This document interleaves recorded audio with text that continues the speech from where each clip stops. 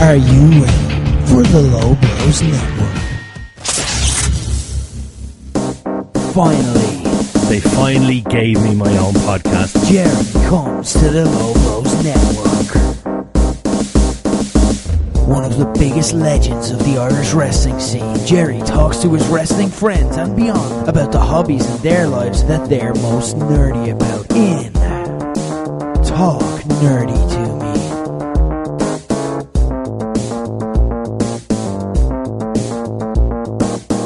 Ladies and gentlemen, we're back once again. It's Talk Nerdy to Me. Dave, how are you feeling? Well, you know what? I'm starting to get more into Game of Thrones, even from doing this. Because amongst my sins, I never watched any episodes. Sorry, I take it back. I watched only 2 episodes from season 5, but I've been forbidden by the person I watched them with. Okay, no, sorry, Dave. You can't watch the rest of these until you've gone back to the start. You have to watch it from the start, Dave. You can't start on season 5. Now's a good... it was there at the time. But, here's the thing now. The problem is I never have the time or never have the patience or the thoughts to watch it. But now that it's coming up, it's never about time, I suppose. Well, it's for me, it's consuming my life. Like, literally, all the paperwork I have in front of me here, I was typing it all up and finishing it up at 3:30 yesterday morning. Or just, no, not yesterday morning, just this morning. To the point where I woke up at about 8 o'clock and I had to drag myself out of bed just to go to work, which was absolute fucking tragedy. But as you might be aware, ladies and gentlemen, we had our very first Game of Thrones special last week.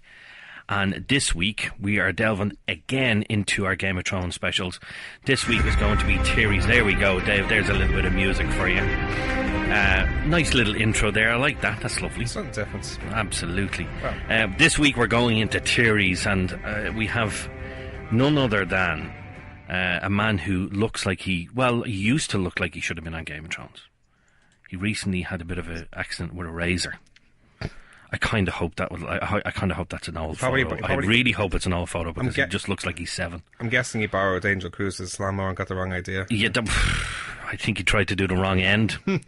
That's what it was. But ladies and gentlemen, we don't have him in studio, but we have him on the phone. It's the face of Irish wrestling. Ladies and gentlemen, Justy. Justy, how are you? Hello and welcome to Talk Nerdy to Me with me, your host, Justy. You know what, Justy, you're actually getting drowned out by that lovely studio audience. Yeah, I've heard. With not being in there, I can't see. I didn't know there was a studio audience there. There was a very abrupt end to the audience. Are they okay? Jesus, they just stopped. Well, how are you, Justy? I'm good. Yeah, let's talk about Game of Thrones right now. You literally just want to dive straight in, don't you? I don't want this small talk bullshit about how are you or how was your week. Like, this is, people just want some fucking, like, fire and ice in their ears right fucking now. Right, they're going to get it, but I do have to ask you one thing. The beard. What the hell? Is it about the beard? Of course it is. What the hell? What happened? Yeah, I just got pissed off. Shaved it off. Like, I can understand getting pissed off and trimming it. Maybe down to... Can I explain my relationship with my beard to you? I've had a beard for most of my adult life. I first grew a beard when I was 19, and I put pictures weekly up on Bebo called Beard Watch, where people could tune in and watch my beard grow. To me, it's chinweed. It just grows on my face. People make such a big deal about it. Like, so many people are upset about my beard for me, and I'm like, it's gonna grow back. It's like people say, like, "Oh, did it take you long to grow?" Yeah, but I would have lived that amount of time anyways if I was shaving my fucking beard. It's just something that happens to my face. Yeah, I suppose. Well, you see, the thing is, you're now talking to two people who, like, Dave has like a 42 feet long, a foot long beard. But what did he do to get that beard? He just fucking grew it. He just lived. He just grew it. Simple as that. He existed. He existed and didn't watch Game of Thrones. I'll be honest with you, I can sympathise with you, Justy, because a lot of people are saying to me, Jesus, how long to take that? I'm like, I actually have lost count at this stage, so it's pointless asking, like, so. Yeah, why are you asking me a question? It's just, like, one day it started growing, and now it's this long. I'm not going to fucking dendrochronologize my beard for you. Well, okay, I have to ask, right, you've cut the beard, what about the hair? Yeah, no, the hair's still there. The hair's still I don't there. know what I'm doing with it. It's weird. Because, like, you put that picture up of you, no beard, and I was like, oh my god, he's 21. You just look so childlike. Yeah, but I think that's just when you think I look like I was 57 with the beard. Yes. So it's like you look down the middle of that and then you find my real age. Right, well, moving swiftly on. Right, we've got Game of Thrones theories, okay? Now, we're going to do something a little bit different. Now, I've got page upon page in front of me here, and I'm only realising now that a lot of these pages are actually back-to-back. So we've got a lot more than I thought we actually did. But I'm going to dive straight in, okay? There's a hell of a lot. There's a hell of a lot of theories out there. I'm coming in here blind. Yes, absolutely. I followed all these. I've watched Game of Thrones from the very first episode when it aired on Sky, and since then I've been obsessed. I've been looking up all these different theories as the series went on. But now, coming up to the final series, I said I'm not going to pay attention to the theories because spoilers everywhere. I don't want to ruin it for myself. I don't want to give myself false hope if one of these rumors is like a really cool, juicy one. So I went radio silent for all of these new theories for season 8, and I have opened up. I've now decided I am going to trade in theories. I want to hear them. I will discuss them. If you ruin Game of Thrones for me, I will follow you to the ends of the earth, and I will eat out your heart. I'm so glad you don't know what my address is. That's fine. Basically, we have a lot of. I worked till 3:30 this morning on these. There is a lot of theories here in front of me, and it's very possible that some, if not most, are actually true, because the same people that came up with these theories came up with the R and L equals J. Now, if you don't know what that is, if people don't know what that is, we're going to have to give you a little thing here to just say that, spoilers coming, so we have a little bit of Red alert! Red alert! There we go. Good old Colin Meaney helping us out there. Colin, there are spoilers from here on out, so if you've not watched Game of Thrones, or possible spoilers, I should say, but we're going to be talking about parts of the series that it will be spoiled. So tread carefully, ladies and gentlemen, if you've not watched the series, but hopefully you have watched it. Do you want the ultimate spoiler? Go on. Bronn wins. Right, okay. Before I'm gonna start off with one theory here, but before we start off with that one, what is it about Bronn that you just absolutely have a horn for? He is the man, and I'm not on my own. There's so many people have come to me after I've come out as a Bronstant that so many people come and said, yeah, because he's the cool. Like, he's got no family agenda. He's got no ties with anything. The only thing he wants is to get paid and get laid. And he fucking almost shot a dragon out of the air. Like, can we just talk a little bit about how Bronn is the baddest ass that ever lived? I think in terms of, he's one of my favourite characters. He's not my favourite character, but I think he's probably the coolest character in the entire series. From start to finish, ever since you first seen him in the first series. Up until now, he's just badass. When they say, you didn't fight with honour when he was in the Eyrie, and he said, yeah, but he did, and he just kicked that guy out the moon door. Yeah. It's like, that line was what cemented my love for him. Just like, he'll do whatever it takes to get ahead. Well, I think the coolest thing that Bronn ever said, and I'm not going to say the whole thing because we don't mind certain amount of swear words on the show, but I'm saying it's the C. You better believe it's the C word. I'm not going to say it on the show, but there's no cure for being a see you next Tuesday, and he just says that with such conviction. You're just like, God, you're right. There really is no cure. And it's just, he just says it so badass, and just throughout the whole thing. Like, I would have liked to see him go up against the Mountain. I think he probably would have beat the Mountain, in fairness, in that fight. No, you couldn't, because your Mountain, like, they're holding out. The Mountain is being held off for something else. Oh, So, absolutely. Yeah, does like, it? Does it? Well, that's part of our theories here now, as to how it's going to go. But I tell you what, let's dive straight in. Okay, Let's this get one, into this one I find let's really, start. really interesting. Right? Yeah, Is that the whole of Game of Thrones from start to finish is actually being read by somebody. It's actually a book, and the person who wrote the book is Sam. Basically, Sam in the future is a maester in the Citadel, and he's written a book called the Song of Ice and Fire, and it's basically the story of Game of Thrones. And that's how the whole thing is going to end. It's going to end with an old Sam in the Citadel, and he's just finished his book, and it's going to be put up on the shelf, and it's going to end like that. But is it like, is he recanting a tale, or is it like that it's fiction and it's all coming from his head? No, basically, it's because it's Sam, and who does Sam worship more than anything else? It's got to be Jon. That it's basically the story of Jon. Now, if people have, again, I'm just going to put it out there. This is a bit of a spoiler warning if you've not watched the season 7. But at the end, the very last scenes of season 7, it was discovered that not only was Jon the son of Lyanna and Rhaegar Targaryen, but he's actually the legitimate heir to the throne. He is Rhaegar's son, and he's not a bastard. He's actually Aegon Targaryen is his real name. And so basically, a lot of people seem to think that Sam is writing about Jon Snow or the legitimate king, Aegon Targaryen, and that is basically what it is. I'll read it out to you here. One theory is that what we're seeing now and how we're experiencing Game of Thrones is Sam telling the story of Game of Thrones. If you take the logic of the story now, the story of Westeros and the story of the battle for the Iron Throne, it would be a book in the library.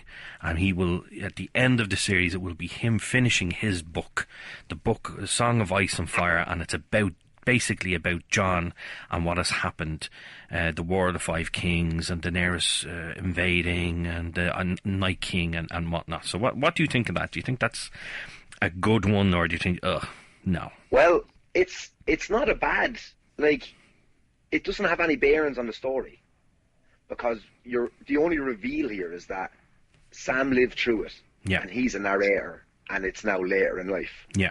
So it's not exactly something that is, oh my God, Sam's writing the words and it's coming through as it's happening. Like, it's not a fucking, what's the name of that, Page Master? That's like, it's Yeah. It's just that he's going to be, he's the one that's recanting the tale at the end of all of this, like. Yeah. So, like, if that's the way it ends, I'll be like, oh yeah, there's that theory came true. But I won't be like, oh my God, my mind is blown. Yeah, exactly. Yeah. By this thing.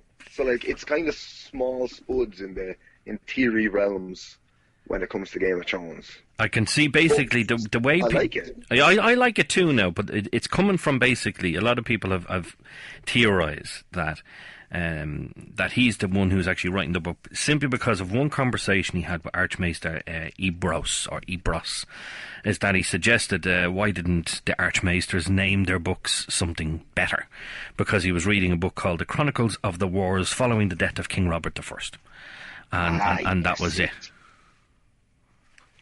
So that's where that theory came from. Now it's not a rock solid one. There are some in here that I think are rock solid. Let me move on to something a bit more serious, and one that a lot of people, and this would go along with the whole R and L equals J, and that's Rhaegar and Lyanna equals Jon.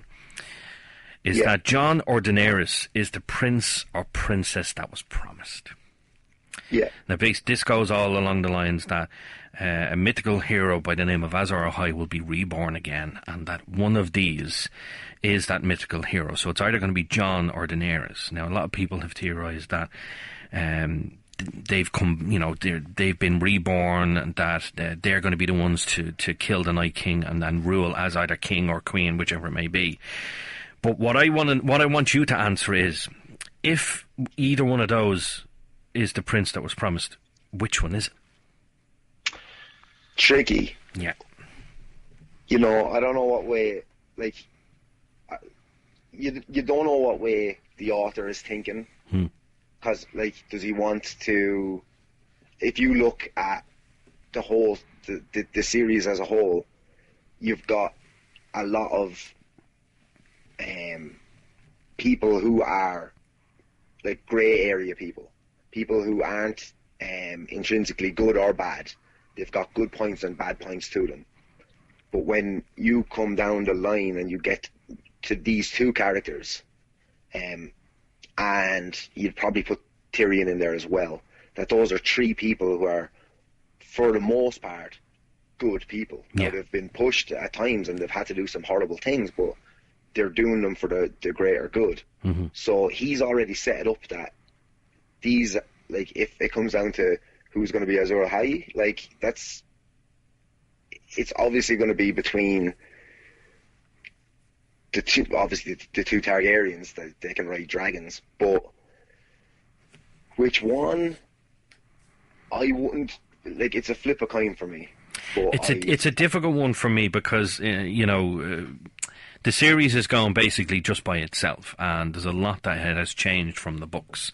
Yes. They've even said that for a certain amount of time, for the first 4 or 5 seasons, the series and the books kind of went level, and then it came to kind of 6, and then boom, they just went completely opposite directions. But the main reasoning behind this one is that obviously Jon is now, we've now found out Jon is the legitimate heir to the throne. He is Rhaegar's son, so he is a Targaryen. He's not a bastard. He's been brought back to life by Melisandre. So that does bring some of the prophecy to light, is that the person will be reborn.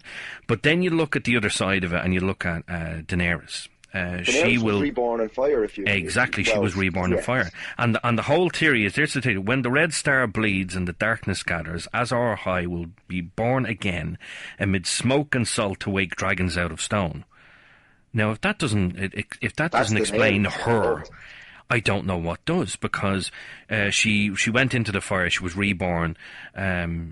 Her dragons, she gave birth to her dragons through, they were basically stone, but she gave birth to them, and there was a red comet in the sky when she did it. So that clearly is her.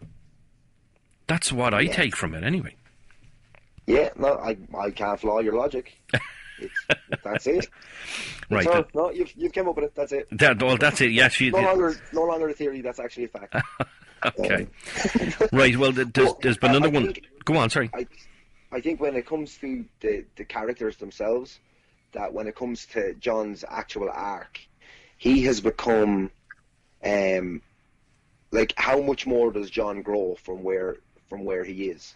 Exactly, so he was the bastard that everybody kind of turned away from. He went to the wall, and he was the bastard that nobody fucking wanted anything to do with. He gets everybody's respect. He goes north of the wall. He fucking discovers all of the Night King's business up there. He's like, the finish for him is that he's got unfinished business with the Night's King. Who takes apart the Night's King? It's the prince who was promised. Yeah, I think so too. But I don't see Dany fighting the Night King like.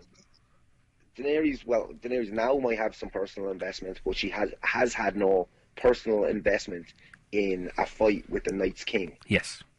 So her story arc was meek teenage girl who is sold into slavery, becomes a powerful queen, becomes a liberator of cities and people, and like her arc is in a totally different direction than the Azor Ahai arc should go. Yes. So Jon's arc is going in that direction. Daenerys was never going in that direction, but now she has a vested interest. Her and Jon seem to be quite close, and just the a Night's tad. King, the Night's King now has a dragon belonging to her, so it's I keep coming back to it. I thought I convinced myself there that Jon was, and now it's back to a coin toss. That's it. You know, you look at it from one point, and you're dead certain that it's one of them, and then you look from the other point, you're like, oh no, wait, no, it's them, and you're like, fuck, you don't really know what way it's gonna go. I suppose we'll know in 3 weeks when it airs. That's true. But there was another one as well, and it's troubled me ever since I start thinking about this the last couple of weeks, and it's a theory about Tyrion. And Tyrion, a Tyrion. And basically, the whole theory is that he's actually a Targaryen. And this is an interesting one. Yes. I've heard rumblings of this, but I don't know any details. How it works is this, okay? Basically, there's been, ever since the start of the show, and ever since Daenerys went to the House of the Undying, where her dragons were stolen and whatnot, and basically in her prophecy, in her kind of arc, as you say, they said there was 3 heads to the dragon. Now, to me, that points to there being 3 Targaryens. She had 3 dragons. Yes. Why wouldn't there be 3 Targaryens? So when you look at Tyrion, in the book itself, okay, it said that Tywin's wife basically did the dirty on him with the Mad King. Now, when I say did the dirty on him, basically he said he had bed rights with her and went and he shagged her. Yeah. And that was that. So there was no other mention of that. But then there's been too many little things when it comes to Tyrion that it's been bugging me. And there's been, you look at the fact that he loved dragons. In the very first season, he's reading a book. When he's going to the wall, he's reading a book about dragons. And he said he's always fascinated loved dragons. About dragons. Yeah. Loved dragons. Then he finally sees 2 dragons, and these dragons, he went in, they're chained up. He says, please don't eat me.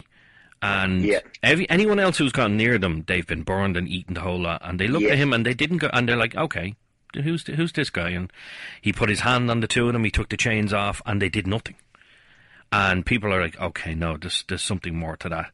Then you go back to when he has a crossbow pointed at Tywin. And he's saying, Tywin's, you're not going to kill me. And then boom, he shoots him. And Tywin's last words to him are, you're no son of mine. Now, a lot of people have been going, oh, that's foreshadowing and all that. But there's actually one other thing that's really been bugging me lately, and it's something that Tyrion said to Jon while up on the wall. And he was talking to him about, Jon was a bastard. And he was a dwarf. Fantastic scene. Yes. But he said Jon was a bastard and he was a dwarf. And the line that Tyrion says was, all dwarves are bastards in their father's eyes. In their father's eyes. And for me, that because I started rewatching it there recently, and as soon as I saw that, it just clicked in my head, oh, Jesus, that's it. He's definitely a Targaryen. So basically, he would be a Targaryen bastard because he's a dwarf and he's a bastard in his father's eyes, but he actually is a bastard because he's the Mad King's son. And for me, everything that has happened, he's gone and he's met Daenerys. He's had this fantastic relationship. He's now her hand. He saw the dragons. He touched the dragons. No one else has been able to do that other than Jon Snow and Daenerys. And then, of course, a load of them got on Drogon's back, but we won't go into that. But I just think Tyrion being a Lannister is just... Not a Lannister, a Targaryen is perfect. It just fits so perfectly. That's really good. Because he loves his family, and he has always loved his family, and that's going to segue into another theory now in a second. He's always loved his family, despite that he didn't really like his sister, but he does love his family. So if he realizes it's the wrong family, he's actually part of a different family, then his ideas will change. Really close with Daenerys, without being, they never really made it look like a romantic kind of a thing. No, he kind of almost looked up to her, really. Well, of course he did. He was small. Well, that's something that you should have said. I'm just going to be serious. I haven't been wisecracking here. I've been trying to be serious. You said there was one other little thing about Tyrion earlier on, and I let it go. I glanced over. I said, this is going to be a serious podcast. No, there's nothing serious about this podcast, in fairness. I swear to God. I do have a chink in this theory, though. Okay, go on. Right, now, I when you fleshed it out, I was 100%. I was right behind it.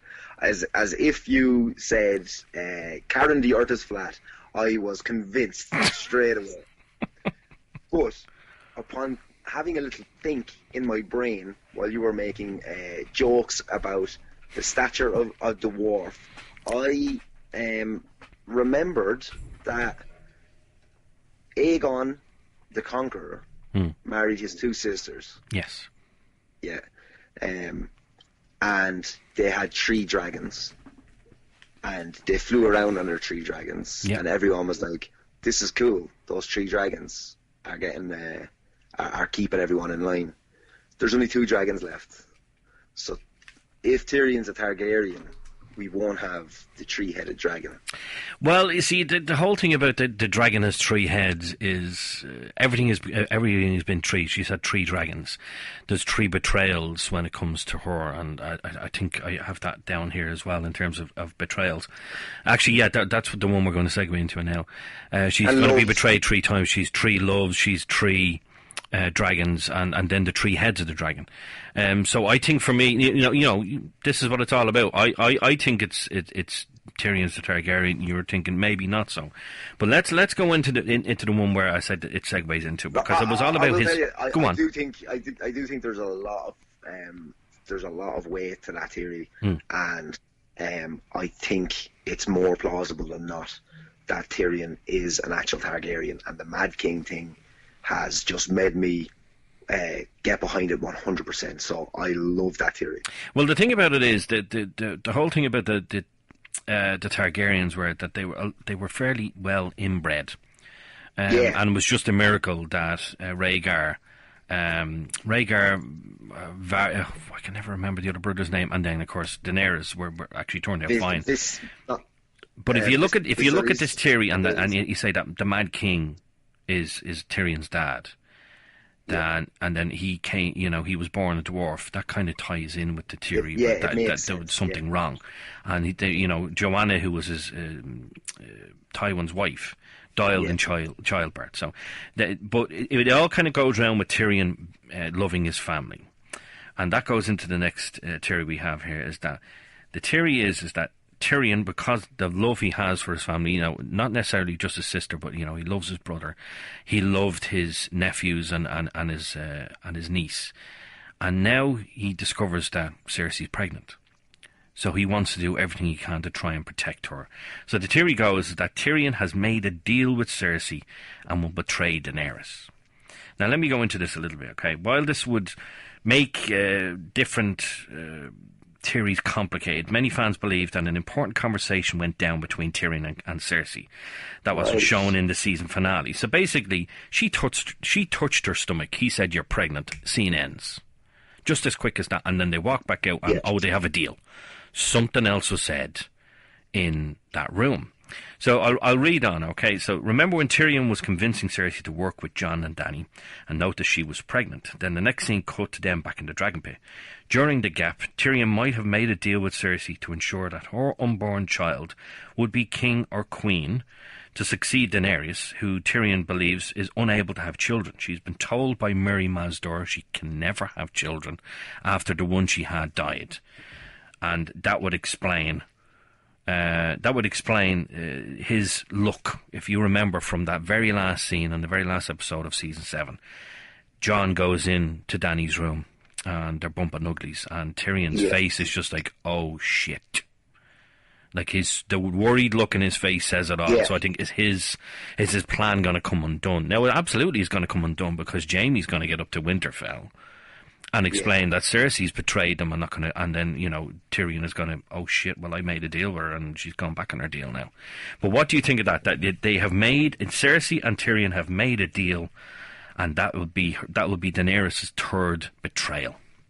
It's very interesting, especially if it turns out that the previous theory is true and that Tyrion has been working so close with Cersei to mind her unborn child, because he thinks that he's a Lannister and he must protect Lannisters. But if he doesn't know he's a Targaryen and he has betrayed his own, that could be a really interesting kind of heartbreaking thing for him to deal with afterwards. Yeah. So that could be a really interesting story.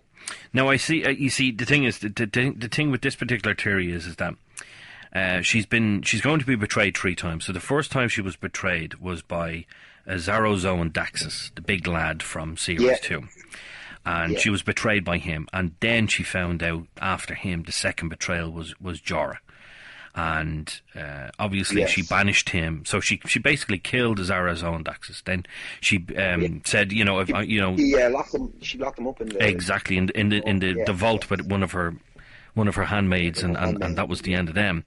Then you've got that handmaiden was in Hollyoaks. There you go. That's nothing to do with anything, but I just love when I figure, I'm like, oh, there's someone. I like the fact that you watch Hollyoaks really disturbs me. What? The fact that you watch Hollyoaks. Oh no, I did back in when I was when porn wasn't readily available.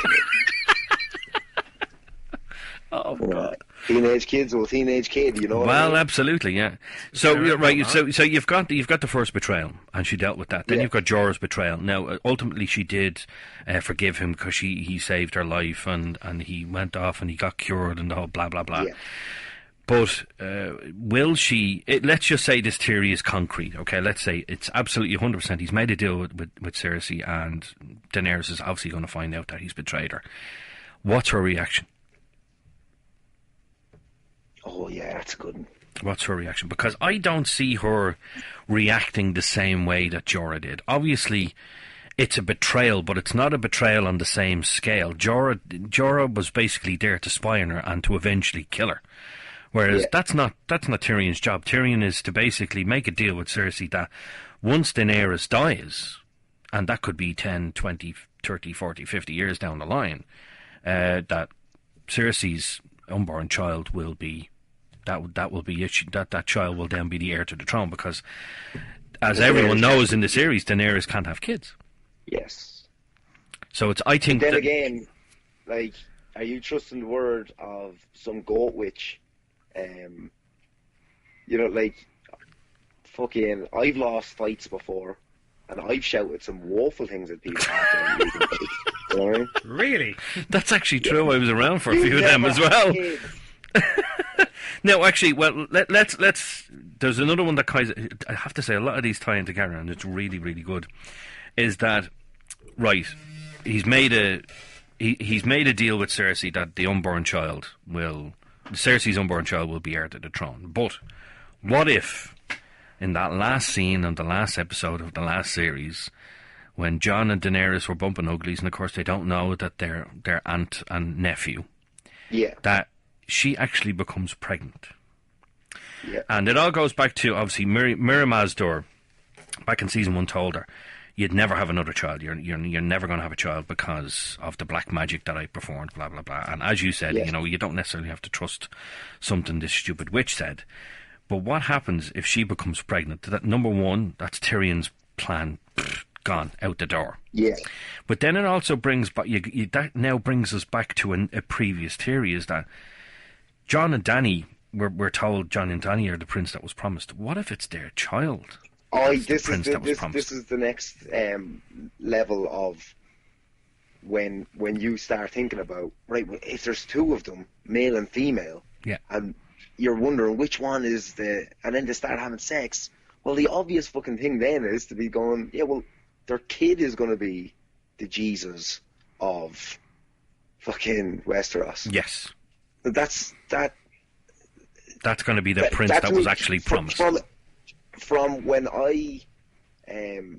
when the first inkling came that Jon and Dany were eventually going to meet and they were going to knock boots, that was my first inclination that Azor Ahai was going to be their child. Yeah. So the thing for me is that I think the four theories you were just talking about there, you know, Jon and Dany being the prince that was promised, possibly Daenerys being pregnant, Tyrion being a Targaryen, and then Tyrion possibly making a deal with Cersei, all goes together in a nice, neat little package. And the fact that there's been previous theories that, you know, people have been going on and on and on and on about, and then the main one, of course, Jon had to be a Targaryen. Jon, you know, he wasn't a Stark, he wasn't a Bastard, he was actually a Targaryen. Yeah, and of course it came true. And I remember watching that particular scene. You know, Bran makes it to Castle Black. Yeah. He goes to the Godswood. He puts his hand on the tree. The eyes go white, and immediately goes back to the Tower of Joy. And his father running up the stairs and said, "This is it. We're going to find. This is it. 100%. We're going to find out now."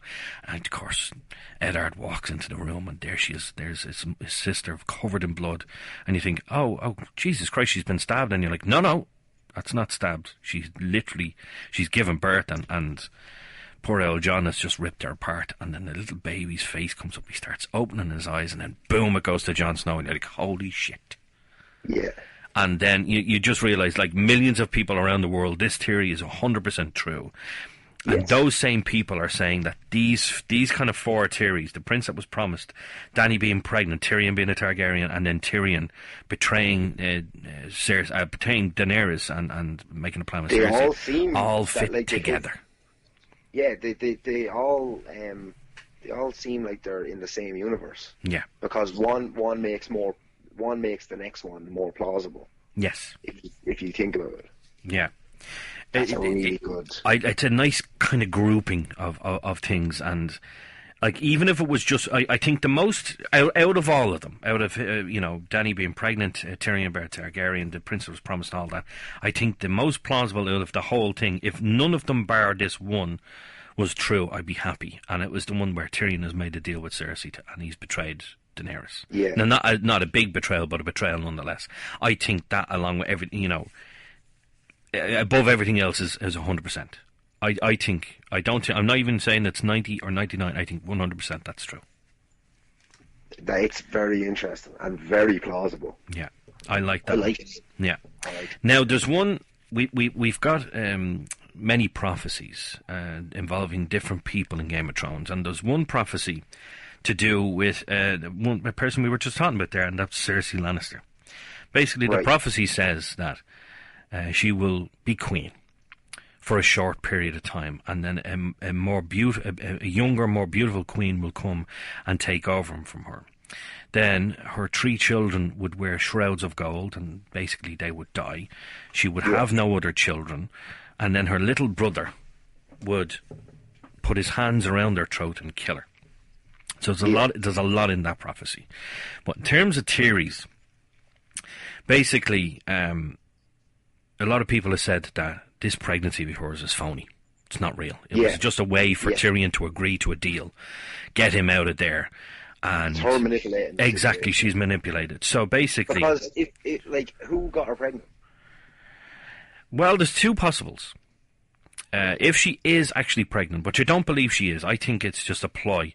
She has made this thing. She knew, she used Tyrion's gullibility that he loved his nephews and his niece. And she said, "Well, I'm pregnant, so you have to do something to protect your new nephew or niece." And she's made this deal with him. But I don't think she's pregnant at all. I think it's a lie. Now, if she is pregnant, it's a thing. There's 2 possible fathers. There is either Jaime, who is the father of all her other children, but then you've also got the possibility that Euron has been doing the dirty with her. Oh yeah. So that's a possible, because Jaime didn't know about the deal that Euron and Cersei had made about him going over to get the gold company. So what else did Jaime not know? Jaime had kind of stopped bumping uglies there. The 2 of them kind of stopped, but you see, you have to remember, if you look throughout the whole series, Jaime had only ever been with his sister. He had only ever been with Cersei, whereas Cersei wasn't faithful to him. Obviously, she was married to Robert. She had sex a few times with Robert. Lancel Lannister, she had sex with Lancel, who was her cousin as well. So who's to say that in the book now there was multiple lovers? In the book there was a set of brothers, and their names just don't come to mind right now. But she was having sex with both of them while Jaime was captured. Dirty article. Yeah. But in terms of this, in terms of the prophecy and the theory. Obviously, her 3 children have died, so the prophecy is kind of building now to this big grand crescendo of who is actually going to kill her. So we could take it one of 2 ways when the prophecy says her little brother. Yeah, so it's either Tyrion or it's... So immediately when you say little, you think, okay, you're obviously going to be people are thinking, oh, it's got to be Tyrion. It has to be because he's a dwarf, but not necessarily, because she's the eldest twin. Yeah. She came out first, so it's Jaime. So I think the Tyrion, the Tyri, keep making that mistake, is that she's going to do something, and he's going to be Jaime's going to be forced to take steps like he took with the Mad King. And it's going to be a thing where that's very good. Yeah, I think, right, and I've read there's been a couple of different ways people have taken this, but I think the most plausible thing is that she's going to do something in King's Landing. There's lots and lots and lots of wildfire still left over. Yeah, I was going to say she might have blown up the Septa Baelor, but there's a lot more wildfire, and I think it's a thing where she's going to try and give the command to burn King's Landing, and he's going to be forced to kill her. Now, that's one side of this theory. The other side of it is that she's going to be killed by Jaime, but it's not really going to be Jaime. Now, let me explain that. Is that what people seem to think is that Jaime is going to die during the Battle of Winterfell, and a particular Stark is going to wear his face and kill Cersei. What's that? I wonder which Stark. You know what? It's very. I think it's Bran. I'm sure it'd be plausible for him to wheel himself around a wheelchair with Jaime's face on, but of course we're talking about Arya Stark, and the theory goes is that Jaime unfortunately will die during the Battle of Winterfell. She will take his face and go to King's Landing, and the telltale sign will be is that he will go up to Cersei, and Cersei will think that her beloved brother is back. And he'll just simply put his hand on her shoulder. And Cersei will then realise, did you grow your hand? Yes. Did you grow your hand back? And then the other hand will rise. And the two hands will go around Cersei's throat. And that will literally be the end of what I think is going to be... what I think she has now morphed into is the Mad Queen. See, this is good because this makes... And they're doing a very good job of making her the Mad Queen. Yes. But this, because obviously Jaime can't put his hands around Cersei's throat. Yeah, well, he's only got the one. he's only got the one. So what you're at, even you describing that there to me, I actually seen it. Like, I could picture it in front of me as you were explaining it. Yeah. And the reveal that it's Arya through the fact that Jaime has two hands is fucking excellent. Yeah, I love that theory. If that happens, you're fucking dead. It's not my theory. It wasn't mine. This is literally, I went online and I picked out what I thought were the best theories of all of them. And that was that. Good. I love that theory, though, I have to say. Obviously, I think Jaime, ultimately, whether it's Jaime or whether it's Arya wearing Jaime's face, it's going to be him killing Cersei, because it's like poetic justice. He killed the Mad King because the Mad King was going to kill all of King's Landing, and it looks like Cersei would be mad enough to do something like that, or something along the lines of go on. If Tyrion is only their half brother, and they call him the half man, is he their quarter brother or? I thought you said you wanted to have a serious Game of Thrones chat. Look, you started it. Oh God! Well, I've got a few more here, okay?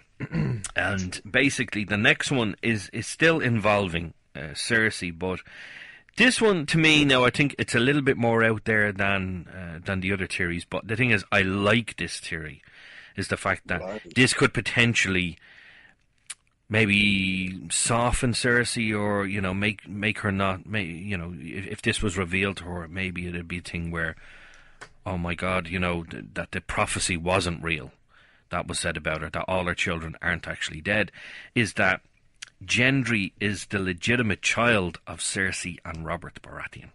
Oh, I was hoping to hear a Gendry, because I really want Gendry to be legitimate in some way, so that he has a legitimate, because for me he was one of the guys who I clung to early. I was like, yes, this young lad, fucking big hardy arms on him, making swords, and then the bull helmet. Mm-hmm. And I was like, number one, when it came to looking at the kind of coat of arms and stuff like that the families have, I always kind of gravitated towards the Baratheon one, because I just love that stag. I think it's fucking Obviously, Robert Baratheon's, none of the other bastard Baratheon connotations of it. Yeah. But I love that. And then when Gendry was, after already taking on the mantle of the young bull, more or less, like, it's just, there's just real parallels between the stag and the bull. Oh, absolutely. And I thought, a great foreshadowing of him looking like a young Robert Baratheon, who was the stag, and now you've got the bull. Who I love it, yeah. Gendry Baratheon. Well, basically, where this theory comes from is that there was a conversation that Cersei had, and where she said that she did have a child for Robert, and the child was a black-haired beauty, but supposedly the child died shortly afterwards. Well, what if the child didn't die shortly afterwards? What if the child was brought in Flea Bottom as a blacksmith's apprentice? So basically, there was one other part of this theory that people are clinging on to, is the fact that Gendry or Gendry, is it Gendry or Gendry? Gendry. Gendry, okay, I'll go with your pronunciation. So that Gendry remembers only one thing about his mother, and that his mother had yellow hair. Right. So he's black-haired. He's always, all of Robert Baratheon's children were black of hair, and that's what led to Ned Stark being killed, because he discovered the secret of Cersei and Jaime's kids. So if this black-haired beauty was actually taken from Cersei and was brought up in Flea Bottom to be a blacksmith's apprentice, and he's black hair, he's supposed to look like Robert Baratheon, he is, as you say, the bull's head and the big arms and the whole lot, and then the only part of his mother that he can remember is her yellow hair. If this was revealed to Cersei, that her son is actually alive, this black-haired beauty, would that change? Would that kind of calm the madness down? Would she not be as mad? Would she be willing to talk, or would she be willing to even listen to people about the Night's King and whatever else? What do you think about that? This is excellent, because I love thinking that Gendry would have a legitimate claim to the throne. Then he's the king. Then, that's just the way it is. But if I'm going to get my hole poking stick out here, and I'm going to try and poke some holes in this. Go ahead. Well, this is what we need. We need hole poked. Yeah. Well, no, I want this one to be true, because Gendry's one of my favourites. It's like Gendry, the Hound, and Bronn are like my three musketeers. Can you imagine a spin-off series? So good. I want to get into my Hound love a little bit later, if you've got some Hound here. Oh, well, I tell you what, I think one of the last ones that we're going to talk about is a certain bowl that people seem to go on and on and on about. But we'll get to that, don't worry. So the Hound will be in here, don't worry. But I think the whole idea of... Go ahead. My question for the Gendry one is, why was Gendry taken at birth? I think, you see, this is where the story kind of, this is where the theory kind of falls flat. Is why would this concrete reason for why he would be taken and raised as a blacksmith in Flea Bottom? And I think the possibility behind that is that she doesn't know. She obviously she married Robert. Okay, she married Robert Baratheon. She wanted to give him an heir. In the start, she seemed that she wanted to love him, but he just had only eyes for one woman who had died, and that was that. So that's why he was whoring himself and drinking himself into an early grave. So it's possible that her family, namely Jaime or Tywin, orchestrated that when this child was born, they saw, well, this is the legitimate heir to the throne. This is Robert's child. This is not Jaime's child. Let's get rid of him. But they didn't kill him. They said, right, now let's just send him off. Cersei won't know. We'll just say the child died, and Jaime can fill her up with loads more babies, and that'll be the end of that. But I just think the whole thing is that, he is legitimately Robert's son. That is concrete. He is Robert's son. Yes. The fact, though, that he's black hair, he was this black-haired beauty. He's a good-looking lad. He's a big lad, big arms, the whole lot. And the one thing for me, and it always sticks in my head, is the fact that the last thing he remembers of his mother is the yellow hair. And for me, I don't know. I'd love it to be true. I'd absolutely love it to be true. But there's too many theories for them all to be true. But this one in particular, I would absolutely love it to be true. Gendry kind of got jobbed out for a while because he rode off on that boat and he was gone. And then when he came back to help the guys north of the wall, he was kind of just a bit player in all of this. It was like they were this ragtag crew of like the Hound and Beric and Tyrion and Gendry, and like you're looking through it and it's like he's not sticking out there as the star of the show. You know, he's standing beside Jon Snow or Jon Targaryen, if we are going to call him by his birth name, but or Aegon. So Gendry is just kind of a bit player with all these guys, and I think it was kind of in the TV show anyways, it was kind of just hey, we didn't forget about this guy, here's an interesting character, unless he's going to really pull his finger out in season 8 so like his story becomes a focal point of the show again, and his character arc actually becomes something that has an effect on the show in the wider sense of things. Well, I definitely think so. Theory is going to be. I think he's going to have a part to play because he's in that lovely trailer. Now, I watched this trailer. I think I'm up to 30 watches of it now, and I still shake slightly when I'm watching it because it's just so unbelievably. There's one thing actually I want to talk about the trailer actually now in a second. There's one part of the trailer that I think is very, very interesting, but we'll get to that now in a second. But there's a part of the trailer where Gendry is in it, and he's obviously forging weapons. So they've got this dragon glass, and he's the man to do this. But in certain ways he's just a secondary character, but he plays a very focal part of this trailer. He's right in the thick of things. He's there. You know, when Davos met him in Flea Bottom, after Tyrion went off to meet Jaime. Let's have a meeting. So then Davos thought, well, let's see if I can find Gendry. He found him again, and Gendry was like, yeah, I'm ready to go. Oh, okay, well, have you got a sword? Don't need a sword, have a hammer. I don't think a hammer's going to, oh, shit, it's a really, really big hammer. And, that there's your parallels with his dad. His dad had a warhammer, and he made this big-ass warhammer. He's Robert Baratheon incarnate. Absolutely, basically. Absolutely. Now, the part of the trailer that I want to talk about, and I found this, I've rewatched it, and I've paused it, and I've rewatched it, and I've paused it, and it just keeps popping into my head, is that there's a particular part near the end of the trailer where it looks like horses. It's just like it's on the ground. It's like horses' hooves, and there's a lot of horses running. But if you take a closer look, it's not actually horses' hooves. Right. It's paws. Dire wolves. And the one constant throughout the whole part, and then literally I'm talking about maybe a quarter of a second. And it's gone. Is that the main colour in it is white? So obviously in this one we've been told that we're going to be getting a lot more of Jon Snow's direwolf Ghost. But are there others? Because when you look at this split second, yes, direwolf is out there, and the rumours about Arya's direwolf is that she's the biggest direwolf in the fucking land, and she now has a pack that it has hundreds of wolves in it. In the book, it kind of goes into a bit more detail because it's when you're following Arya in the book, she is constantly hearing the howling of wolves, constantly. And obviously we saw that lovely scene between her and Nymeria when Nymeria is standing in front of her, and it's this huge direwolf, bigger than Ghost, absolutely enormous, and she's got this pack around her. Now, very small pack, but in the books it says that this giant direwolf leads a pack of not hundreds of wolves, but thousands of wolves.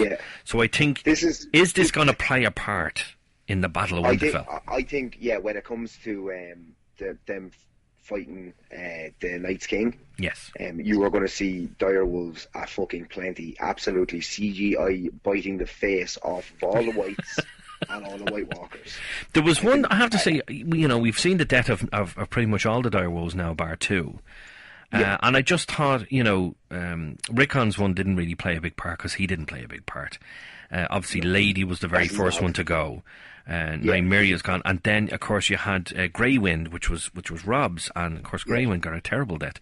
But I think the one that was just kind of very nonchalantly just killed was Summer. You know, Bran is trying to run away. Summer just runs at them, boom, he's dead. Yeah, just so quickly like that. So I'm hoping that there's a lot of characters I don't want to see die in this next 6 episodes. Bronn is one of them. The Hound is another. Davos, my absolute all-time favourite character in it. Love Davos. Here, let's segue for a second. Go on. Now that you've said this, you've got a small council. Yeah. Right. You've got to pick the best of the best in Game of Thrones. We've got a Hand, a sergeant at arms or a commander of your army. Yeah. A treasurer, and someone who would be, or you can have a maester. We're going to both pick the same guy, I'd imagine, for the maester when it comes to Sam Tarly. But what else do I need? Master of a master of whispers. Okay. So a master of Clegane, master of whispers, a commander, your Hand, and whatever else I said. Right, well, you see, it's difficult because for me, I would have 2 choices for Hand. It would be Tyrion or it would be Davos. And I'm kind of leaning more towards Davos because not only do I love him as a character, I think he is a bit more real. You know, he would just tell you, no, you're being a fucking idiot, just stop that. And that's who I'd have. Bronn would be my commander, 100%. Very good. He would be the one to command my armies because... you know, obviously he knows tactics, but he knows how to be dirty as well, so he would know exactly what to do. Master of Coin. Tyrion. Tyrion, Master of Coin. That's how you slide him in the back door. Yeah, absolutely. And then, but of course, it has to be Varys then for your Master of Whispers. There's no other man. Yeah, well, Qyburn's shite compared to him. Yeah, but you're also forgetting about Littlefinger, who has a very good tapestry of spies as well. Yeah. But that you have to deal with Littlefinger then. Yeah, I don't want to have to deal with him because he's a shithead. Yeah, but Varys as well, as you never know what you're getting with Varys. See, the thing is, Varys, Littlefinger was all about himself. Yes. And there was the scene from last season is where he goes to kiss Sansa at the Godswood. And he said that the dream he keeps having is him on the Iron Throne. So it's all about him. For him, it's all about him. Yeah. Whereas Varys, it's about the realm. It's about protecting the realm. He wants peace. He wants the people to be provided for and for them to strive. And he just absolutely, you know, he's not even from Westeros, but yeah, he is all about the people. So I think for him, even though he's a slippery swine, he is ultimately a good guy. Yeah, he's the only choice there. Really. Yeah. Now, the one thing was, you know, you could have said to yourself, oh, you know, Varys might survive. But then that conversation he had in season 7 with Melisandre, and she says, well, you know, I will return and I have to die here. I have to die in Westeros, and so do you. So she's all, you know, foreshadowing the shit out of that, well, he's going to die. Yeah. Now, when and where, I couldn't tell you. And I hope it's not during the Battle of Winterfell. I hope it's something more meaningful than the Battle of Winterfell. But we'll see. Now, the last theory I want to go to, and it's not much of a theory, to be honest with you. Well, wait, who's going to be your maester or your oh, it has to be Sam. Sam is going to be... That's good. That's all right. Yeah. I'll have Sam in my library, right? Yeah. But here's one for you. Go on. From being an outsider looking in, the 7 don't do shit. No, they do fuck all. So I don't want a motherfucking maester. I want a follower of Hroller. Oh, Taurus of Myr. Taurus of Myr. It has to be Taurus of Myr. I wouldn't have Melisandre because I couldn't trust her. But do you want Taurus of Myr? Because Taurus of Myr, like, first of all, another one of my fucking very favourite characters. Yes, absolutely brilliant. His top knot was amazing. Yeah, top knot was fantastic. But I think Beric Dondarrion is one of the more interesting characters in this whole thing. Like. Yes. So the Taurus of Myr thing was what put me over the edge when I started thinking about it. I got so into like the lore and stuff in Game of Thrones that I picked a religion for myself. And like, to me, the Seven are the Protestants of the whole thing. Like, where, no, I'm telling you, they came in and like. How does that work out? The Andals came and invaded. Where the First Men were. First Men were believing in the old gods, and then the fucking the Andals came along and here there's 7 gods, guys. Stop fucking looking at the weirwoods and fucking all that kind of shit. So now, like, so that's it. So basically, the Andals and like all them, like, come on, you're telling me a Lannister isn't a Protestant? Come on. Like, yeah, I'm telling you. You know what? The Starks might as well be called the O-Starks. The O-Starks. I'm telling you, they're like, you think about it, and even look at the map. Look at the map of Westeros. Spin it upside down. Ireland is there. It's Ireland, like. Yeah, I suppose. Yeah, it does. It does look a lot like Ireland. You've got the neck that heads up into an upside down Scotland, and like, so it's all Celtic stuff. So George, fucking Martin, George R. R. Martin. Yeah, I just had to swallow through 2 of the R's there. He only put in the 2 R's because of Tolkien.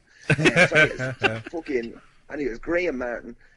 He made the wall because he was really interested in Hadrian's Wall, which was the fucking wall the Romans built at the neck of Scotland to keep those mad Celtic bastards out.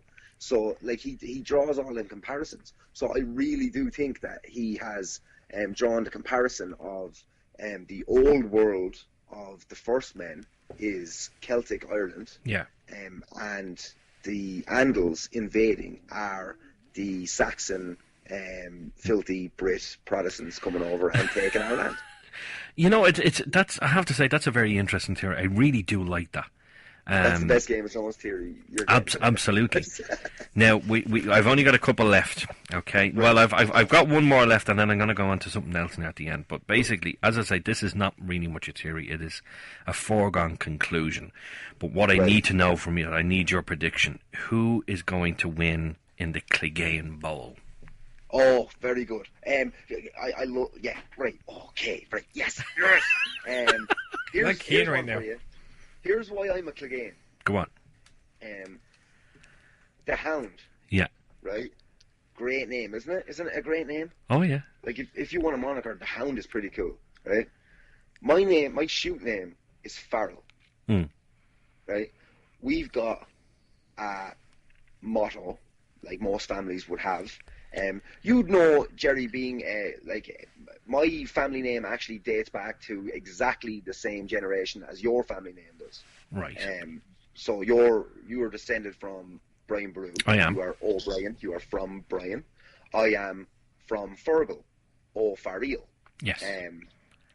Brian Brew being obviously the chief commander of Battle of Clontarf and such exciting tales from back then. Farrell being one of his commanders, and it was your ancestor gave the name to my ancestor, so your ancestor actually spiked initiated my whole family name. So thanks for that, Gerry. No problem at all. Anytime. The interesting thing about it is most Irish names, their family crest will have a motto underneath it, but most of them were changed to Latin or they adopted Latin. But mine is in the Old Irish, and it's Cu Rava, which translates to the Hounds Unleashed.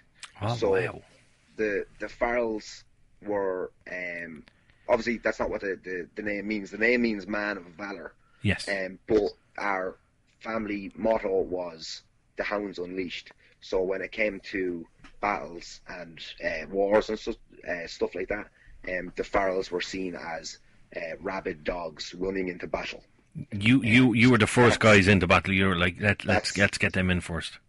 Yeah, and that's what the story goes by anyway. So that's why I love. I actually love that. That is fantastic. It really is. Cool. Yeah, really so really I cool. love the idea of the Hound, and I love the idea of the fact that my family name actually ties into that name. I'm pretty much a Clegane. So you're like a distant cousin. Yeah, I think so. Yeah. Right. Well, you've got these two. Right. One was surely dead. Yeah. He was stabbed with a poison spear. He did ultimately kill the snake. What was the viper? Yeah, Crushed. I have to say now, out of all the scenes in we've got the Red Wedding, Battle of Bastards, and Ned Stark's head being cut off. The death that the viper got. Oh my! I remember sitting there. You can rewind. On Sky you can rewind live. Yeah. We paused it. I said, I'm gonna have to watch that again. I watched it again. I literally sat there in silence for a good 10 minutes. My wife turned to me and said, okay. I said, I've just never seen anything like that before. The crunching sounds were just cruel. Absolutely unbelievable. But we thought that the Hound, even though he'd killed the Viper, we thought the Hound was dead. But he came back, and he's the Mountain. The Mountain is this big-ass zombie red-eyed swine now. And then you look at the other side, and you look at the Hound. And the Hound looked like, he was dead. Brienne beat the absolute bejesus out of him. He fell off a cliff. Everything was broken. Yeah. He asked for a quick death. He begged for a quick death. Never got it. And you thought, that's the end of him. And then he turns up, and he's with this he's a priest, and he's setting up this new town, and he's helping people. He's got a little bit of a limp, but he's no less badass than he used to be. Yeah. Him and Lovejoy hanging out building. Exactly. And then all of his friends get killed, and he goes looking for vengeance. So it's the Hound come again, but he's a little bit nicer. And the scene, when it comes to the Hound, that scene where they go back to the house where he'd previously robbed the man and his daughter. Yes. And then he finds the bodies, and you just see the remorse, and he has to do something. He has to dig a grave and bury them, and you see he's definitely changed. And then he looks into the fire. And he sees the wall, and he sees the wall coming down, and you're like, oh shit, this shit is real, and the Hound has a part to play. Then you see when they have the big meeting in the Dragon Pit, and he just walks past everybody, he doesn't give a shit, walks right up in front of the Queen, he sees his brother, and he says, you know what's coming from you. You know what's always, you know who's coming for you, and you know what's always going to happen. So we're definitely getting Clegane Ball. But the big question is, who is going to win Clegane Ball? Is the Hound just going to go in there and knock 6 shades of shite, I can never say that properly, I said it right there, out of the Mountain? No, Franken Gregor is we've seen now that as the Mountain, he was a fucking unstoppable force. Yeah. But now he's something inhuman. Like this whole Frankenstein get up that he's got.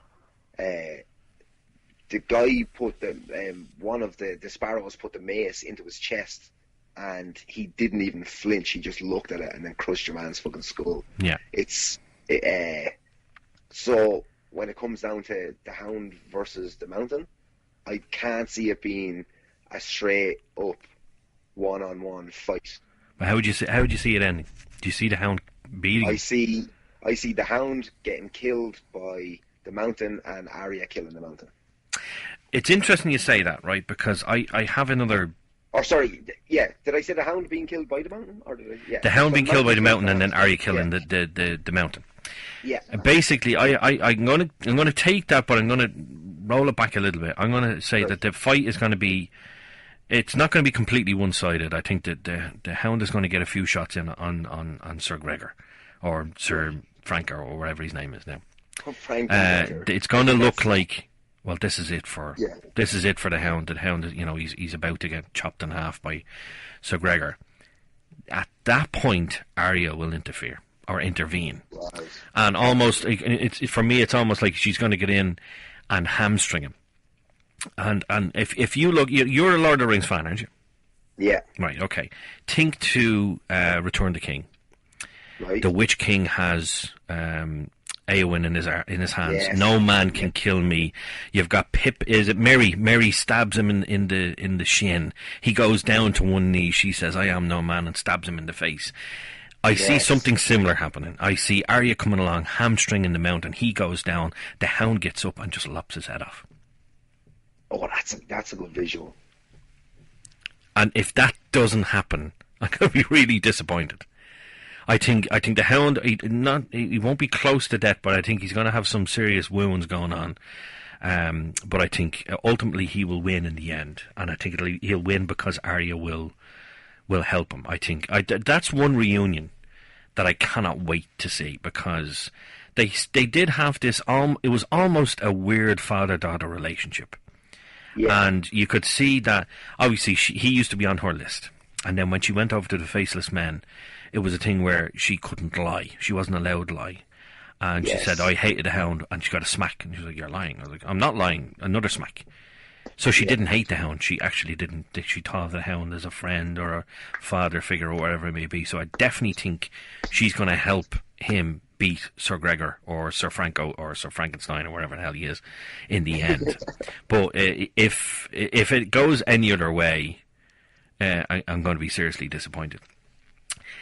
There's always the possibility of Nymeria being involved in Sir Gregor's death as well. Yes. Because I just imagine that if Arya's there and she'll have Nymeria by her side and thousands of wolves, and I think it's going to be in a massive battle. I don't think they're just going to find each other in a fucking alleyway in Flea Bottom.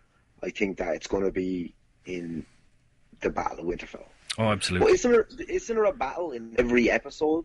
No, well, as far as I'm aware, we've got 6 episodes, okay? So the first 3 are just over the hour mark, and the last 3 are between an hour and 15 and an hour and a half. Wow. So that's how long... the HBO CEO... I actually got goosebumps there when you said that. The HBO CEO himself said that... watching each episode is like it's like watching an individual movie. It's not like an episode anymore. It's an individual movie. Yes, the budget for this series alone has eclipsed every other series that has come before it. You know, there was only a certain small budget that they had in the first series because they didn't know what way it was going to go. So they only gave them a couple of million, and then you come in here and you're talking hundreds. The dragons didn't come in until the end. Oh, absolutely. But you're talking hundreds and hundreds of millions just for this show, or just for this series. Now, there are certain things, I'm not going to say them now because they are actual spoilers, but there are certain things of things that I've heard from sets and whatnot. We're in for an absolutely explosive last season. The fact that you've got 3 1 hours and then 3 hour and 20 to hour and a half episodes. The third episode is called The Battle of Winterfell. And right. it is, it's been proven now, it's 100%, it is the longest battle in film history. Yeah. It's the longest battle, so it's a full hour-long battle. And apparently it's going to eclipse anything that happened in Lord of the Rings, so like, you know, the Minas Tirith or... That's saying something. What's the second one? Lord of the Rings... Helm's Deep, thank you, Helm's Deep. Oh, Helm's Deep, yeah, sorry. The Battle of Helm's Deep. It's going to eclipse anything that has ever come before. It is going to be absolutely and unbelievably huge.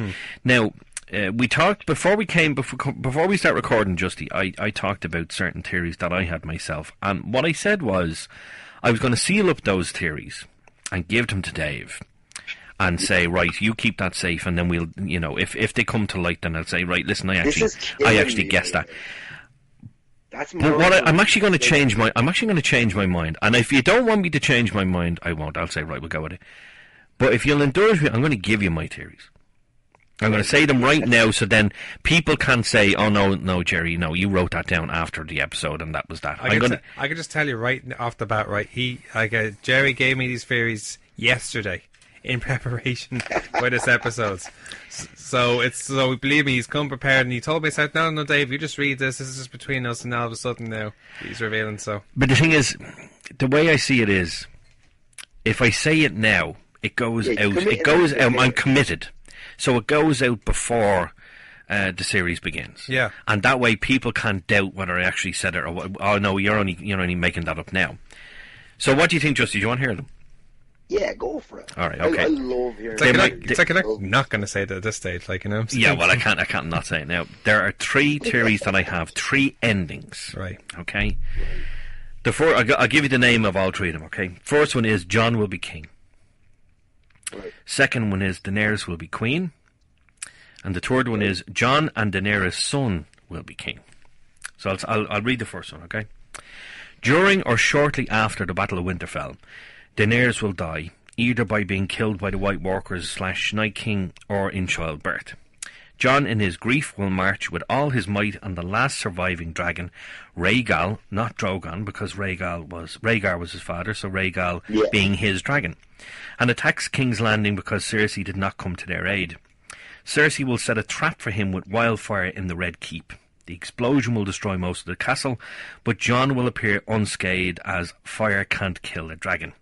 He will become king and raise his true-born son, Eddard Targaryen. Wow. That's just the first one. The next one is a little bit more They get detailed. better. Well, yeah, but what happened with the Night King on this? Oh, well, come here. The Night King's going to get his ass kicked, let's be honest. The Battle of Winterfell, that's what's going to happen. So you think like the Night King is going to be jobbed out and Cersei is the big boss? Oh, basically, what's going to happen is the Night King is going to because the Battle of Winterfell is episode 3. Yeah. I see the Night King being stopped at Winterfell. You know, Winterfell is going to be destroyed ultimately, I think, but I think he's going to be stopped at Winterfell.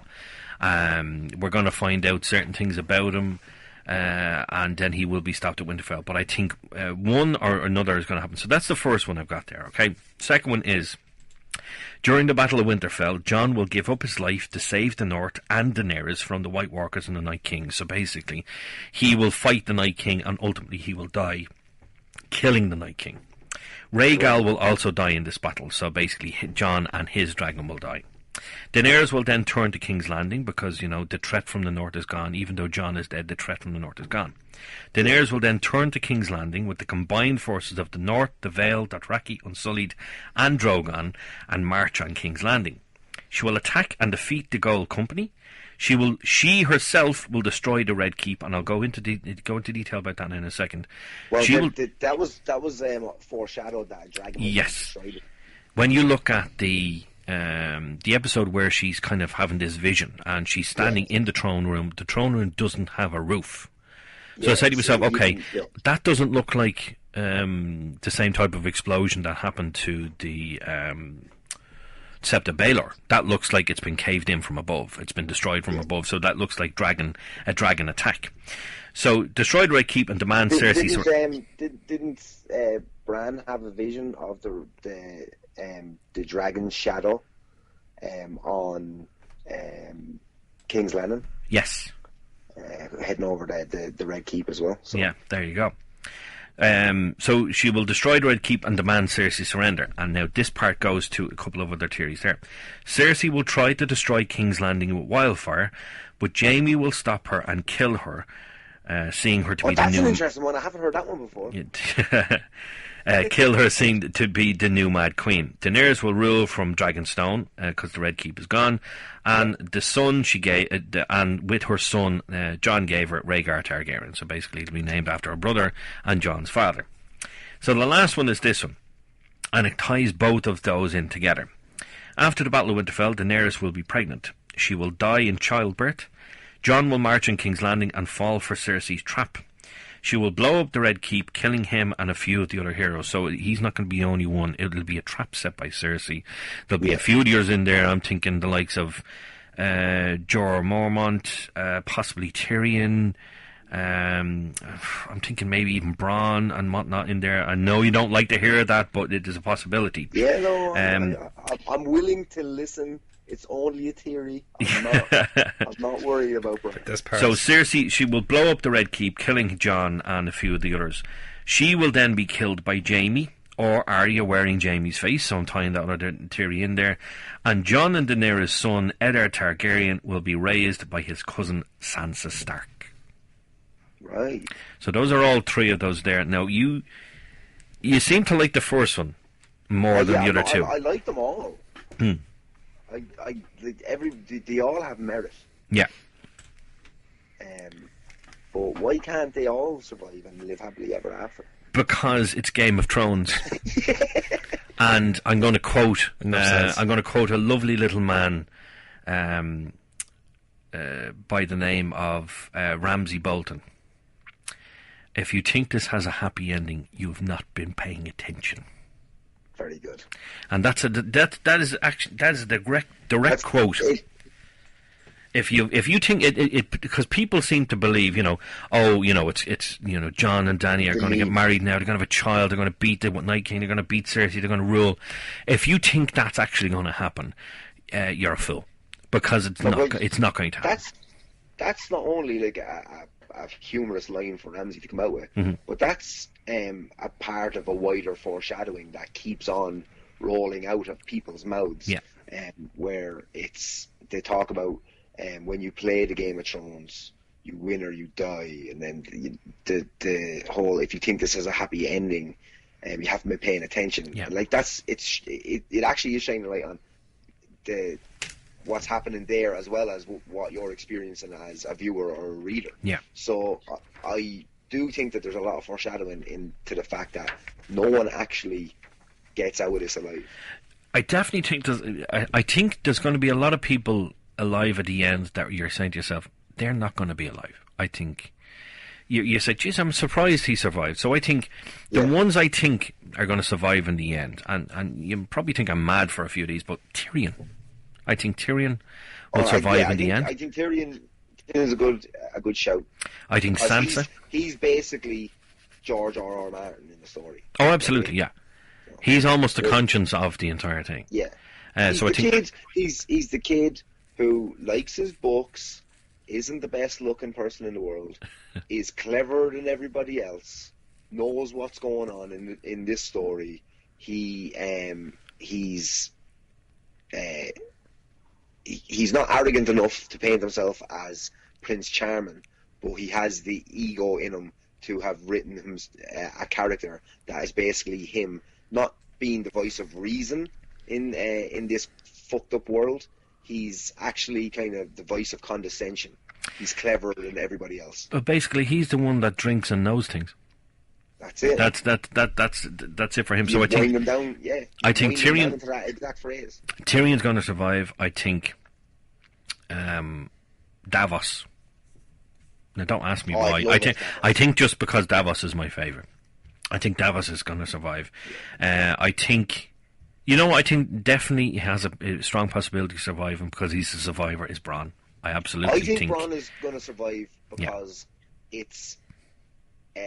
I think it'll be a scene where it's like, hey, a wink to the audience, because to people like me, who, and I'm not sure if there's a whole world of people out there that are fucking Bronsons, but I just think that they've set him up to be this guy who is kind of, he falls on his feet, and because he's the imperfect character, he's the person you wish you could be in that situation. Oh, 100%, I think they'll give the audience the little nod of, oh, you thought he was dead? Well, he's alive, and he's still looking for his castle. Absolutely, yeah. I think another person as well is Brienne of Tarth. I think she's going to survive. Oh, yes, she's a cockroach. She has to have big giant red babies with Tormund. Oh, but Tormund is, and I want to see big giant red babies being made with Tormund. But Tormund's fucked. There's a dragon up on that wall. Yeah, but the thing is, I just have this sneaking suspicion that he is in the new trailer, so he's definitely in the series. So I think he escapes. And the one interesting part about him in the trailer is he's standing there with Beric Dondarrion. So Beric has got this big flaming sword that he's got, but he's also standing there with, God, I can never remember his name. But basically, he's the new Lord Commander of the Night's Watch. So that to me means they've got. Oh, sorry, they've fucking. Yeah, him. Fucking yeah. Pip, yeah, you're right. Yeah, that's it. Basically, Jon Snow gave him his cloak and said, "My watch is ended," and he walked away. So, but you see the three of them walking through a kind of a dark corridor, and you've got the flaming sword of Beric Dondarrion. It's the tunnel. It's got to be the tunnel, doesn't it? It's got to be the tunnel. Yeah. It's the tunnel right under Castle Black. Has to be where it like. You know what I mean? They've dropped the wall. The boys were on the wall. Yeah. They are hardy bastards. Beric Dondarrion's been dead more times than fucking Disco has. And they're right there. They're still in Castle Black. That's what I believe. Yeah. In the trailer, them being dark in that kind of a corridor. For me, there's no other place that could be unless you're talking about the crypts of fucking Winterfell. But No, I don't think it's the tunnel crypts. I definitely think it's the tunnel, 100%. They have escaped from the attack of the White King, the Night King, and the White Walkers, and they've made it back to Castle Black, and they're with Pip. So I absolutely think it's that's where they are now. Beric Dondarrion gone. I think he's dead. The likes of Missandei and Grey Worm, I think gone, dead. Yeah. Let me see, Jorah Mormont. Do you want to hear something that always lies in my head for Jorah? Go on. The fact that he has grayscale. Well, he doesn't anymore, though. It's gone. Yeah, no, he doesn't. But he doesn't. But here's my deal, right? Go on. I think that grayscale and the collapse of Valerian. Valeria. Yeah. So the collapse of their, like, where everybody turning into the madness, and grayscale. I think grayscale has something and everything to do with dragons. I really do believe that, and I think that if we were going to go down the route of biological warfare on Westeros, an army of fucked up grayscale madmen being led into battle by Jorah Mormont would be a fucking cool scene. And I don't think that dragons would fuck with a guy with grayscale either, because I think there has to be something got to do with Valeria, the grayscale, and the dragons. I think that's that very interesting. Get grayscale and they turn into dragon eggs, or they're see that the scaly thing is the same as a dragon's egg. If you look at the consistency of a dragon's egg, and you look at the way the grayscale was on the face of Shireen or the arm of Jorah Mormont, it looked like dragon scale. It looks like dragon scale. Yeah, absolutely. So I do believe that, and I don't think they will go into it in the TV show, but I think in the books that they'll have to, or something will have to be figured out, or maybe it'll be a mystery that's never gone into, because it's not that. But like when I'm fucking going down these YouTube video rabbit holes, I get caught up in, like, I've been over to fucking Ashanti, learning all about like what's going on in basically George R.R. Martin's China, and like all these different cool areas. So I've been like looking up all this stuff, but my mind always goes back to Valyria, the dragon scale, and the dragons. And I do believe that people getting grayscale, going apeshit, going fucking crazy, and slowly turning into these scaly, fucked up things, they will eventually turn into hardened grayscale and become dragon eggs, or one bit of them, like their heart or their head or whatever, will become a dragon's egg, and that's how dragons are made.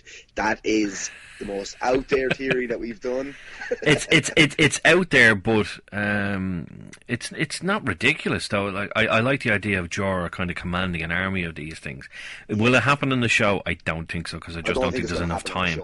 In the book, the sky's the limit, and stuff like that could absolutely happen. That's very interesting. So I want to finish up with asking you a simple question. Okay, we've talked about all the theories that I found online, and the various ones that we think are going to happen, we don't think are going to happen, that might happen. We talked about my theories. What's your theory? What's your one thing? How does this show end? How do you think this show is going to? Bronn is going to sit in the Iron Throne. I I like your theories.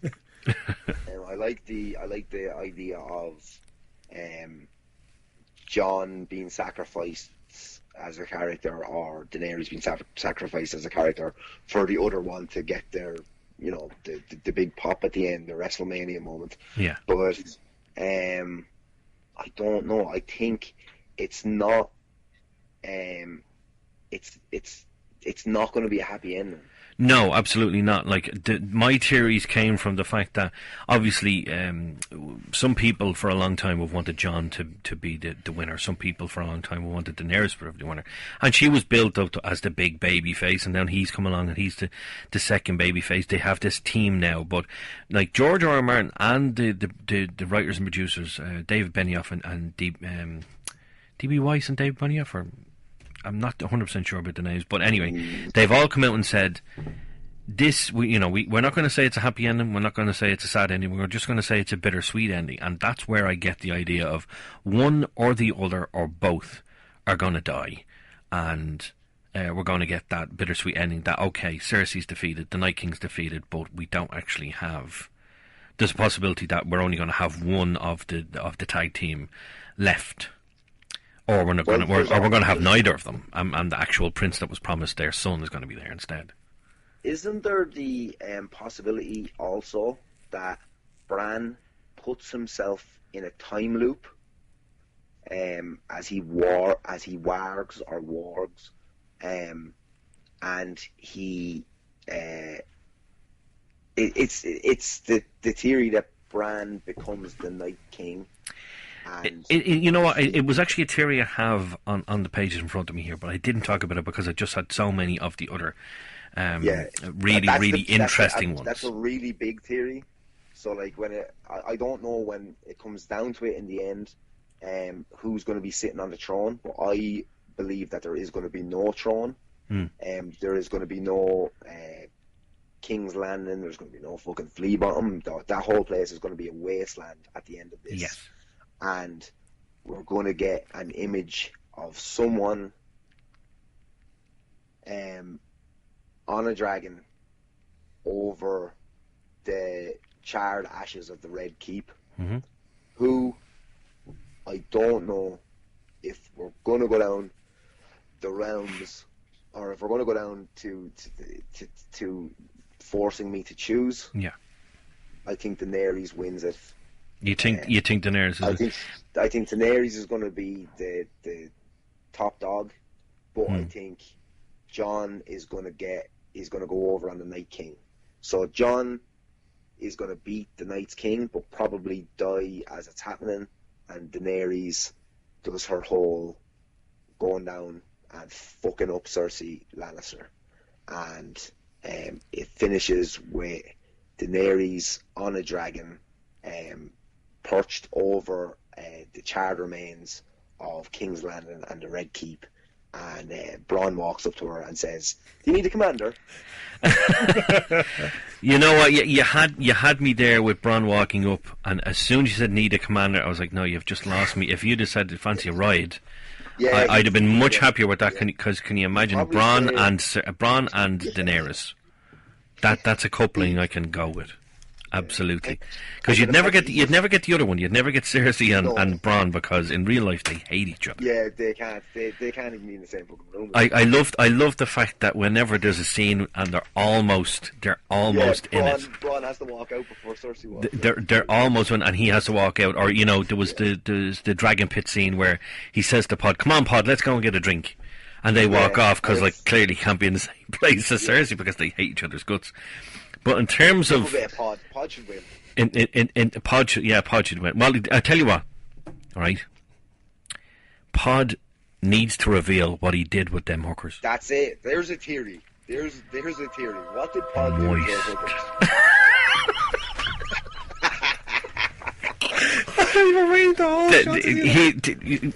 I think we're an hour and a half doing this now, and Dave has been waiting the entire hour and a half just to play that one clip. You know what, Dave? Play it again. Moist. Jesus.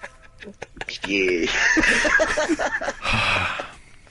Please don't There's a thing that I normally do at the start. I haven't done it for the Game of Thrones specials, but it's a thing I normally do at the start of a show, where I slag the shit out of Mr. Nash, our illustrious leader, and say that I'm the man that made it. So, Dave, do you want to play that clip there?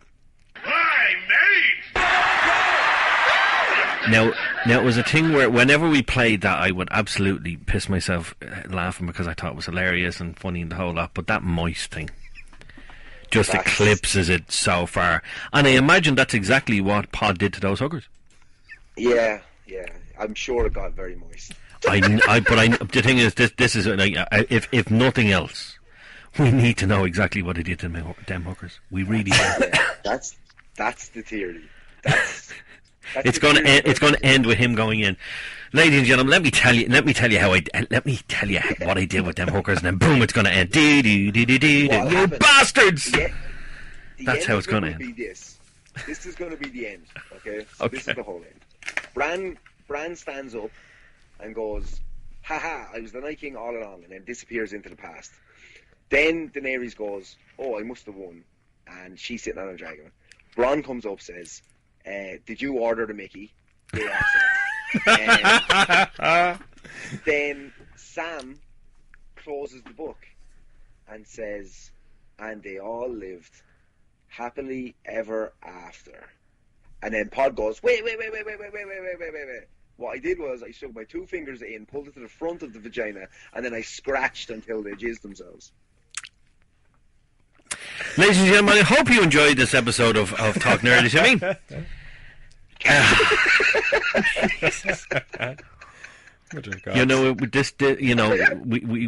I've never had a disclaimer on the show before, but that we're going to have to put an 18 certificate on this show. Like, I know there's been the swearing and whatnot in the past. Ladies and gentlemen, please don't let your children listen to this. We should probably. I forgot I wasn't on the Spanto. We should probably cut the bit where I reveal how Pod. You know what? No, we're not cutting it. No, we're not cutting it. It's there for the world to see. And I give it 24 hours before you're sacked from ODT again.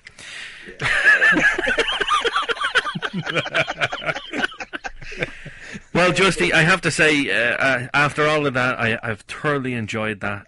Listening to all the theories, and your takes on all the theories has been fantastic, and I just have to thank you for being on the show. And all I can say is, it's about damn time we got you on the show, because it's been far too long, so I'm delighted to have you on. We've been like ships in the night. We've been passing, and we never, like, I've never been able to, like, get this 2 hours down to talk about Game of Thrones. Yeah.